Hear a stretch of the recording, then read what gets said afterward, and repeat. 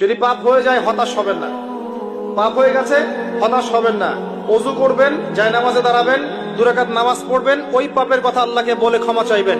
ইনশাআল্লাহ আল্লাহ পাক আপনার গুনাহকে নেকি দিয়ে পরিবর্তন করে দিবেন ইনশাআল্লাহ।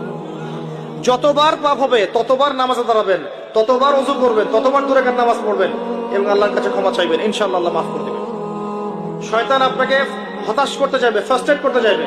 আরে তুমি অন্যায় করেছো, এত বড় বড় পাপ করেছো, তুমি পর্নোগ্রাফি দেখো, তুমি মেয়ের সাথে জেনা করেছো, তুমি মদ খাও, তুমি এই করো, তুমি কিভাবে আল্লাহর সামনে দাঁড়াবে, কোন মুখ নিয়ে দাঁড়াবে? এগুলো শয়তানের ওয়াসওয়াসা। কার ওয়াসওয়াসা? আল্লাহ পাক ক্ষমা করতে করতে ক্লান্ত হবেন না, আপনি ক্ষমা চাইতে চাইতে ক্লান্ত হয়ে যাবেন ইনশাআল্লাহ। আল্লাহ পাক এমন গফুর রহিম। এক ব্যক্তি 99টা খুন করেছে। কয়টা? 99টা খুন করে এক আলেমের কাছে গিয়ে বলেছে যে আমার কি তওবা হবে? সে বলেছে না, তওবা হবে না। সে বলেছে কি তওবা হবে না। সে আলেম ছিল না, সে আবেদ ছিল। আবেদ মানে ইবাদত করতে বেশি বেশি, খুব বেশি জ্ঞান ছিল না।